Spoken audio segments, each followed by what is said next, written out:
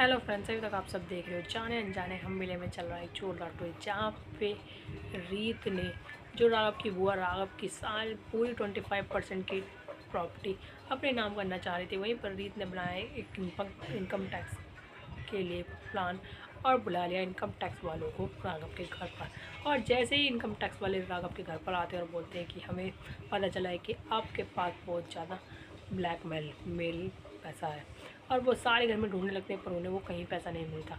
और एकदम से एक इनकम टैक्स का ऑफिसर बोलता है कि चलो छत पर देखते हैं, क्या पता छत पर हो। और जैसे छत पर जाकर चारों तरफ देखते हैं पर उन्हें कहीं नहीं मिलता, और वहीं पर नज़र पड़ती है सोफ़े पे। और जैसे ही वो सोफ़ा उठाकर देखते हैं तो सोफ़े के नीचे एक बैग रखा था जिसमें 500 के नोटों की गड्ढियाँ थी। अब वो ये सब चीज़ें देखकर बिल्कुल चौंक जाते हैं कि ये तो सच में बहुत सारा पैसा रखा, शायद ब्लैक मनी है। और ये सब चीज़ें देखने के बाद सबके होश उड़ जाते हैं।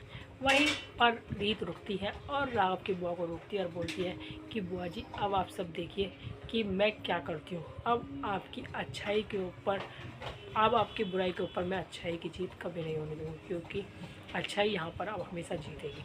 वहीं पर जब ये बात शारदा को पता चलती है तो शारदा बहुत ज़्यादा भयंकर गुस्से में आ जाती है, बोलती है, जाकर बताती है ये सारी बातें राघव को। और जैसे ही राघव को पता चलता है तो वो रीत को डांटने लगता है और बोलता है कि क्या किया है तुमने ये रीत, तुम मेरे बीच में क्यों बोल रही हो, क्यों पढ़ रही हो, जब मैं अपनी प्रॉपर्टी 25% की प्रॉपर्टी अपनी बुआ को दे रहा था।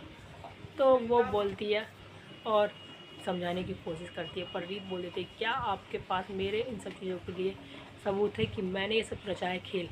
वहीं पर अब इनकम टैक्स वाले ऑफिसर ने साफ साफ बोल दिया राघव को कि तुम अब अपनी कोई पैसा और प्रॉपर्टी किसी को नहीं दे सकते जब तक ये केस सॉल्व नहीं हो जाता।